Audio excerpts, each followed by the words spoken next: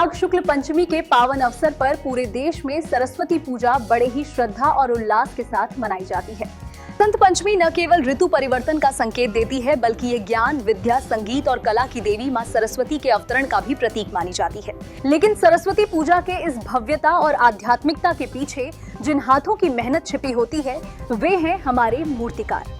इसी को लेकर आरएनएन न्यूज के चीफ एडिटर ऋषि लाल जी ने कवर किया है एक एक्सक्लूसिव रिपोर्ट। चलिए देखते हैं विशेष रिपोर्ट। चलिए आइए जानते हैं। अभी मैं उस वक्त मौजूद हूँ गया शहर में। गया शहर की बात हम करें तो ये बाईपास माड़नपुर मोड़ के पास है। माँ सरस्वती की बात करें, माँ सरस्वती का पूजा इसी 23 जनवरी को होना है। लेकिन 23 जनवरी को जो होना है, माँ सरस्वती की पूजा की तैयारी जोरों जोरों से चल रही है। मूर्तिकार लग गए, अंतिम रूप देने के लिए माँ सरस्वती की पूजा होना है, जो 23 जनवरी माघ शुक्ल पंचमी यानी बसंत पूजा के दिन में दोपहर 2 बजे से पूजा शुरू हो जाएगी और 24 जनवरी को माघ शुक्ल पंचमी के दिन बसंत पंचमी का दिन माँ सरस्वती की पूजा धूमधाम से मनाई जाएगी। सरस्वती पूजा शुरू हो जाएगी। अब मूर्तिकार केवल मूर्ति ही नहीं बनाते, बल्कि उसमें अपना श्रद्धा, संस्कृति, आस्था और आकार देते हैं। उनकी कला से ही पूजा पंडालों में शोभा बढ़ जाती है। लेकिन मूर्ति कलाकार को सरकार की तरफ से जो सुविधा मिलनी चाहिए, वो सुविधा नहीं मिलती है, जिसके कारण ये जो मूर्ति जो हम लोग हमारी जो सनातन धर्म की जो पूजा करते हैं, चाहे दुर्गा पूजा की बात करें, लक्ष्मी पूजा, सरस्वती पूजा, गणेश पूजा, जो भी छठ पूजा हो, सभी आकार का ये लोग मेहनत से मूर्ति बनाते हैं, लेकिन उनकी लागत भी पूरी तरह नहीं मिलता है। ये मिट्टी बहुत दूरों से लाते हैं, वो भी मिट्टी बढ़िया मिट्टी होता है।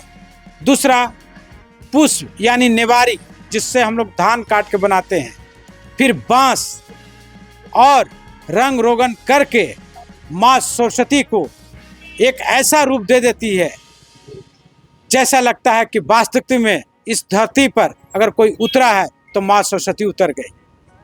लेकिन इनकी जो कला हो, जो मूर्तिकार जो बनाते हैं, इनकी कला की पूजा नहीं होती है। ये अपने को शिक्षा तो ये संदेश तो जरूर देते हैं मूर्ति बनाकर कि विद्या का सरस्वती है। जो संगीत गाते हैं उनके संगीत के लिए देवी मानते हैं, लेकिन जो मूर्ति बनाते हैं, आज भी इनकी जीवन अगर देखेंगे, इनके बच्चे खुद स्कूल नहीं जा पाते हैं। सरकार को ऐसे परिस्थिति में देखनी चाहिए और समझनी चाहिए, जो मूर्तिकार हैं उनको सुविधा देनी चाहिए, जैसे लोन देनी चाहिए, कुछ छूट देनी चाहिए, इनको बच्चे के स्कूल जाने का प्रबंध करना चाहिए। एक मूर्ति का एक वैल्यू होनी चाहिए। लेकिन इनकी वैल्यू, जो मूर्ति जितनी मेहनत से बनाते हैं, उनका कॉस्ट भी सरकार नहीं मिल पाती है। लेकिन करे तो क्या, कहा जाता पेट की आग बुझाना है तो किसी न किसी रूप में तो बनाना होगा। इनके पास कला है, ये बनाते हैं, चंद रुपये में ये मूर्ति बनाकर लोगों तक पहुंचाते हैं, जिसको हम लोग दर्शन कर कर अपने आप को श्रद्धा जगाते हैं। तो चलिए आइए जानते हैं कि हमारे जो मूर्तिकार बनाते हैं वो कैसे बनाते हैं, कितना दिन में तैयार करते हैं, इनके एक मूर्ति का क्या लागत है।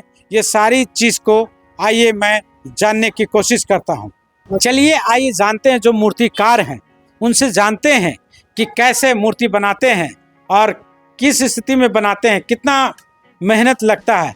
आपका नाम क्या है? विनोद कुमार। विनोद जी, ये बताइए कि आप माँ सरस्वती का जो रूप दिए हैं, एकदम वास्तविक लग रहा है कि माँ उभर के, तो ये सब कैसे कर लेते हैं, कैसे बनाते हैं? दादा से सीखे पापा से सीखे हम। अच्छा, ये पूर्वज का आप लोग का चलते आ रहा।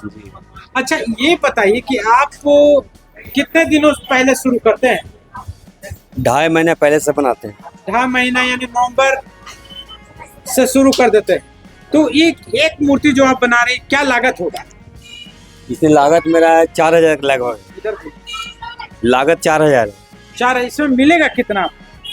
6,000 6,500 बिकेगा 6,000 का दाम है, जी। यानी 2,000 बचेगा। बस टोटल कितना 50 मूर्ति कितना बनाते हैं? 50 से 60 के बीच में। 50 के साथ में तो कितना हो जाता होगा मोटा मोटी सब मूर्ति बेच बाच कर? सबसे हाई कितने का मूर्ति है? देखिए सर 30 से 35 हज़ार पूंजी लग जाता है हाँ। और करीब लाख रुपए आता है टोटल। लाख रुपया जी। तो आपका बेटा कितना है? बेटा 2 है, तो बच्ची बेटा 1 है। अभी क्या कर रहे हैं? कैसे स्कूल भेज रहे हैं, नहीं भेज रहे हैं, क्या कर रहे हैं? स्कूल में पढ़ा रहा है पढ़ा रहे हैं। जी। माने सरस्वती का ज्ञान उन्हें भी मिल रहा है। जी। तो क्या आने वाला समय में लगता है कि आपका बच्चा पढ़ेगा तो मूर्ति बनाएगा? नहीं सर, मूर्ति नहीं बनाएगा, बहुत हाँ। मेहनत है मूर्ति में। हाँ हाँ। मूर्ति मेरा ही भर है, मेरा वाला बच्चा नहीं बनाएगा। अच्छा, सरकार से क्या सुविधा आपको मिल रही है अभी तक? कुछ नहीं मिल रही है। अच्छा, क्या कहना चाहेंगे बिहार सरकार को? सर कहना ये चाहता है कि मूर्ति जैसे बिक रहा है तो कुछ कॉस्टली में बिके, मेहनताना 10,000 में होना चाहिए मूर्ति का रेट। हाँ। कम से कम हाँ। 6,000 6,500 मिलता है, बस 4,000 पूंजी लग जाता है, 10,000 होना चाहिए। आप लोग कितने हैं इसमें परिवार जुड़े रहते हैं? हम लोग 5 परिवार, 2 गो 5 स्टाफ, 7 गो आदमी लगे रहते हैं। 7 आप। स्टाफ को पैसा देना पड़ता है। एक दिन का क्या पड़ता है लेबर को?